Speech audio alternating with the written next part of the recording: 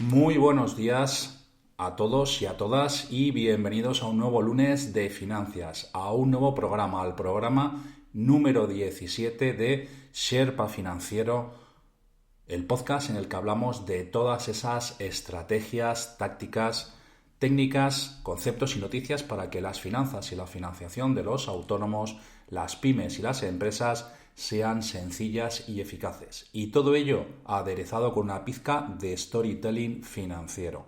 El podcast que emitimos en directo de lunes a viernes a las 10 de la mañana.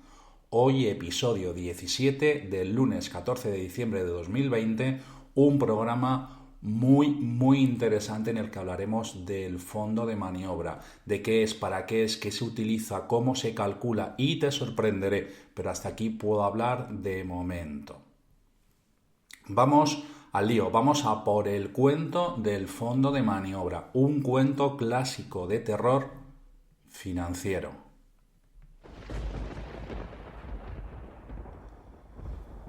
Érase una vez una cabrita que corría sola y tranquila por verdes prados.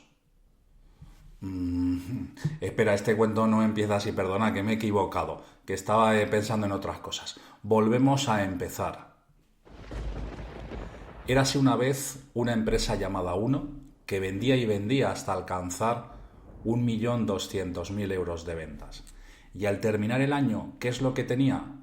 Existencias 782.000 euros, inversiones financieras a corto plazo 30.704 y efectivo por 162.142 euros. ¿Y qué es lo que le debían? Le debían los clientes 880.000 euros. Llamó activo corriente a la suma de lo que le debían y tenía, que ese año sumó 1.855.333.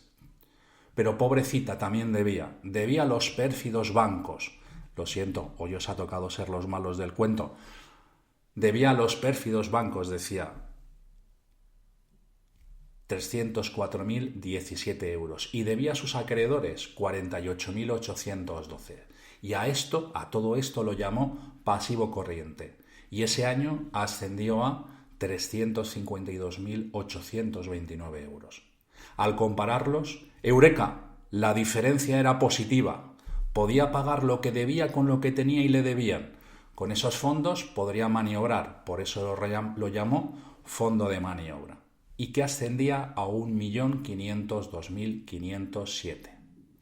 Y aún así, la empresa era tan hacendosa que quiso hacerle la prueba del algodón a su fondo de maniobra. ¿Qué pasaría si retiraba las existencias? ¿Qué pasaría con el fondo de maniobra? ¿Resistiría? Bueno, en esta empresa sí. Si retiraba las existencias del fondo de maniobra, volvía y seguía siendo positivo, seguía siendo fuerte. En este caso, en esta empresa, lo que hay que mirar con cuidado es la cuenta de clientes, que tiene 880.000 euros. Pero esa es otra historia, ese es otro cuento, del que hablaremos en otro episodio. Como ves, hemos calculado el fondo de maniobra, sabemos de qué se compone y para qué sirve con el cuento de la empresa hacendosa. Vamos a ver otros dos ejemplos más para repasarlo, para tenerlo en cuenta y que lo podáis ver. Pasamos a la segunda empresa, una empresa de restauración. La primera era una empresa comercial, por si no te has dado cuenta, vendía y vendía, era una empresa comercial. En este caso tenemos una empresa que da comidas y da muchas comidas todos los días, una empresa de restauración que alcanza en el último año los 12.900.000 euros, ¿vale? Estoy redondeando. ¿Qué es lo que tiene? Existencias, inversiones financieras a corto plazo y efectivo, existencias por 978.448 euros, inversiones financieras a corto plazo por 7.243.000 euros y efectivo por 4.560.000. Lo que le deben clientes, 310.220. Si sumamos lo que tiene y lo que le deben, tenemos el activo corriente, 13 millones, casi 100.000 euros. ¿Y qué es lo que debe en este caso? Lo que debe son las deudas a corto plazo con entidades financieras, 4.223.451, y acreedores comerciales y otras cuentas a pagar, 1.588.277. Lo que debe en total Ese pasivo corriente, 5.800.000. ¿De acuerdo? Entonces, si tengo un pasivo corriente de 13.100.000 y tengo un pasivo corriente de 5.800.000, tengo un fondo de maniobra de 7.280.570. Un fondo de maniobra positivo, pero que muy positivo. Ok, puede pagar lo que debe con lo que tiene. La prueba del algodón en esta empresa, si retiro las existencias, si retiro esos 7,3 millones, ese 1.000.000 de euros de existencias, le sigue quedando un fondo de maniobra muy potente. Recuerda que tenemos un fondo de maniobra de 7.300.000 y unas existencias de solo 1.000.000 de euros. Nos seguiría quedando un fondo de maniobra potentísimo de 6.300.000.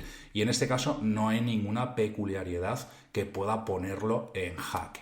A ver, todas estas cifras que te estoy contando, que te estoy manejando, que es un poco el incordio de no tenerlo y de verlo a través de vídeo, de que me puedas estar viendo, las puedas estar proyectando, las vas a tener en el post que publico todos los días después del programa en sherpafinanciero.com/podcast.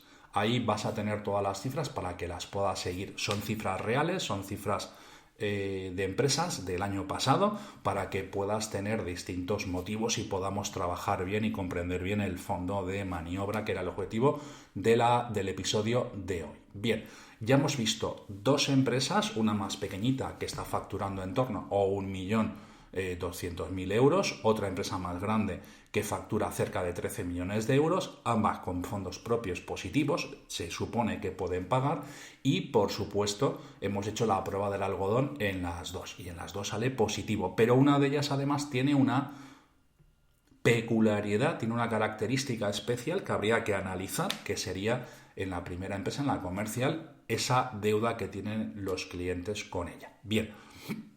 Es una deuda que tenemos ahí, es una cuestión que dejamos ahí porque no es objeto del programa de hoy y no quiero aturullarte con tantos datos. Bien, tercera empresa, porque quiero que veamos otra cosita. Es una empresa industrial que vende en torno a 5,5 millones de euros, tiene unas existencias de casi 1.300.000, pero en inversiones financieras solamente tiene 2.000 euros y en efectivo 148.000.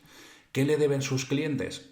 1.000.000 de euros aproximadamente. Lo que tiene y lo que debe, lo que vamos a hacer es un activo corriente de 2.416.000 y debe en el pasivo corriente, en este caso ya, tiene esa deuda con bancos de 1.115.000 euros, tiene acreedores comerciales y otras cuentas a pagar casi por 2 millones, 1.941.000 euros, con lo cual ese pasivo corriente suma 3.096.000, casi 3.100.000. Y aquí nos caemos con todo el equipo, tenemos un activo corriente de 2.416.000 y un pasivo corriente de 3.096.000. El activo corriente es inferior al pasivo corriente. Señores, señoras, estamos ante un fondo negativo, estamos ante un fondo de maniobra negativo, un fondo de maniobra cao. No puede pagar lo que debe con lo que tiene a corto plazo. Y si le hacemos, por supuesto, la prueba de algodón, unas existencias de casi 1.300.000, pues vemos que el fondo de maniobra no es que no resista, sino que además ya pasa a ser terrible. Bien, sobre el fondo de maniobra negativo, te recomiendo que escuches el programa número 10 del martes 1 de diciembre de 2020, en el que vimos cuando un fondo de maniobra negativo podía ser bueno. Ya te anticipo que no es el caso de esta empresa, pero en ese episodio te contaba los requisitos para que puedas detectar rápidamente cuando un fondo de maniobra negativo puede ser bueno. Bien, te he puesto 3 ejemplos porque quería que lo viéramos con números, que te pudieras identificar, que vieras esa cercanía, cómo tenemos esas distintas circunstancias a la hora de poder analizar el fondo de maniobra. Bien, fíjate, ¿para qué se usa entonces por lo que estamos viendo? Pues parece que se usa para medir la capacidad de pago de la empresa a corto plazo. El fondo de maniobra se usa para medir la capacidad de pago de la empresa a corto plazo. Y parece también, no deja de ser así, pero parece que tener un fondo de maniobra positivo es una garantía de estabilidad financiera. Entonces, si queremos mejorar el fondo de maniobra, ¿cómo lo hacemos? Claro, si tenemos deudas y tenemos que pagarlas con lo que tenemos y con lo que nos deben, parece que la conclusión lógica es que tengo que, el primer paso, incrementar las existencias. Si subo las existencias, tengo mejor fondo de maniobra o más fondo de maniobra y puedo hacer frente a las deudas a corto plazo. Si vendo más y le doy crédito a mis clientes para elevar esa cuenta de clientes, también elevaré el activo corriente y el fondo de maniobra será positivo. Otra cosa que podría hacer es reducir la deuda que tengo con los bancos en el pasivo corriente.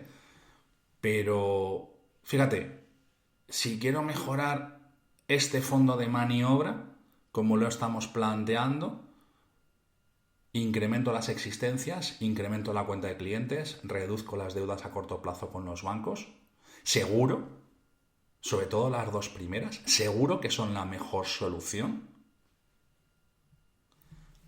Acabas de caer en la trampa del fondo de maniobra clásico. Si tienes esta visión en tu empresa, la estás poniendo en peligro. Y entonces, ¿qué hacemos? ¿Cómo lo mejoramos? ¿Cómo lo enfocamos? Déjame que te haga una pregunta. ¿Dónde ubicarías el fondo de maniobra? ¿En el activo o en el pasivo de la empresa?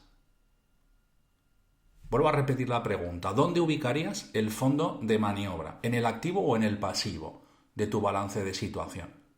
Busca la encuesta que publicaré a lo largo del día de hoy en LinkedIn y vota, porque la semana que viene te desvelaré cómo escapar de las trampas del fondo de maniobra clásica y, bueno, ya hasta aquí. Puedo leer hasta aquí el cuento de terror financiero de hoy, el cuento del fondo de maniobra clásico.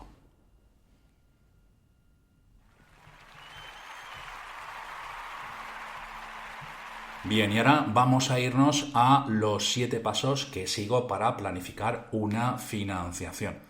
Una serie producida por Sherpa Financiero Production en la que recorreremos los 7 pasos necesarios para preparar una financiación de éxito. Director del episodio de hoy, José María Casero. Bueno, después de esta presentación tan de serie, vamos a divertirnos, que estamos de fiesta, que estamos ante un tema complicado, pesado como son las finanzas. Vamos a hacerlo siempre, si es posible, un poquito divertido y con algo de humor. Vamos a ver el segundo paso del método que yo utilizo para preparar una financiación de éxito, para preparar la financiación de mis clientes. El segundo paso es la validación circular de las necesidades. Lo repito, validación circular de las necesidades.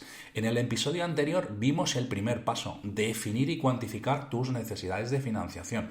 Hoy vamos a evitar el famoso error, me he quedado corto, no he llegado, me he quedado corto de recursos a mitad del proyecto. Seguro que conoces a más de una empresa que le ha pasado esto. Piden y antes de terminar el proyecto tienen que volver a pedirle al banco financiación porque se les ha acabado el dinero. ¿Por qué pasa esto? Porque no han hecho una validación circular de las necesidades. Vamos a verlo con un ejemplo. Imagínate que decides internacionalizar tu empresa. Bien, oye, está estupendamente bien, sin ningún tipo de problemas. Y planificas y decides que, bueno, te vas a ir a cualquier país, me da lo mismo, en Europa, en Latinoamérica, en Asia, y las necesidades para ese proyecto son el alquiler de los primeros meses de las oficinas y las nóminas de los 2 trabajadores que van a conformar el equipo de esa nueva oficina. Vale, hasta aquí, perfecto. Ya tenemos, las definimos, ya las hemos definido, las cuantificamos, haríamos nuestros números en función de nuestras características y ya tenemos esas primeras necesidades definidas y cuantificadas. Pero ahora entra en juego este segundo paso. Vamos a validar circularmente, vamos a analizar cada una de ellas y vamos a ver que no nos hayamos dejado nada. Primer tema, las oficinas. ¿Solamente vamos a pagar el alquiler? Podría ser que fuéramos a un centro de negocios que nos lo dé absolutamente todo equipado, tanto mobiliario como tecnología, como comunicaciones. Lo tenemos todo perfecto y maravilloso, pero si por lo que sea hemos alquilado un despacho al uso, una oficina al uso, tendríamos que calcular e incluir esas necesidades de mobiliario, conexiones, tecnología, todas estas circunstancias, ¿vale? Hay que tenerlo en cuenta. Eso es la validación circular de las necesidades. Segundo punto, segunda necesidad definida, el sueldo de los empleados. 2 empleados. ¿Cómo van a trabajar esos empleados? ¿Les vamos a dar teléfono, tableta, ordenador? ¿De dónde van a salir esos teléfonos, tabletas y ordenadores? Los tendremos que planificar, tendremos que financiarlo. Solamente vamos a pagar el sueldo. ¿Cuáles los impuestos que hay que pagar en ese país? La seguridad social que haya que pagar en ese país. ¿Ves? Hay muchas cosas alrededor que hay que tener en cuenta. ¿Cómo se van a desplazar? Si les vamos a poner coches, si van a contratar taxis, Uber, Cabify, no lo sé. Entonces, date cuenta cómo de 2 necesidades que aparentemente ya habíamos cubierto y eran suficientes, las oficinas y los sueldos de las 2 personas, nos encontramos con que tenemos otras necesidades accesorias importantes que van a determinar que nuestro importe final de financiación sea superior al que inicialmente habíamos previsto. Si no las tenemos en cuenta, caemos en ese famoso error, en ese famoso efecto, me he quedado corto. ¿De acuerdo? ¿Ha quedado claro? Siempre pasa el algodón a tus necesidades haciendo la validación circular de las necesidades de financiación definidas y cuantificadas. Este es mi segundo paso para planificar la financiación de mis clientes. Hacer una validación circular de sus necesidades, porque muchas veces no las han tenido en cuenta. Bien, y hasta aquí el programa de hoy, lunes 14 de diciembre de 2020, en el que hemos hablado del fondo de maniobra. Te he contado un cuento de terror. Hemos visto el segundo paso que yo sigo para preparar la financiación de mis clientes y este es el episodio número 17 en directo de Sherpa Financiero, el podcast. Y ahora sí, toca despedir el programa de hoy. Recordarte que puedes escuchar Sherpa Financiero, el podcast, en Spreaker, desde donde lo emitimos, en Apple Podcasts, Google Podcasts, SoundCloud, eBooks, Castbox, YouTube, Spotify y, por supuesto, en sherpafinanciero.com/podcast. Gracias por todo, por tus valoraciones 5 estrellas, tus me gusta y comentarios en la plataforma en la que me escuches y por recomendarle el podcast a todos tus contactos.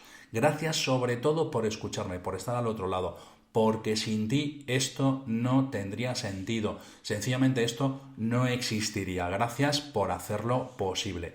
Cuídate, sé feliz y disfruta de este lunes. Nos oímos mañana martes a las 10 de la mañana y hablaremos de financiación. Mañana un nuevo martes de financiación. Te espero.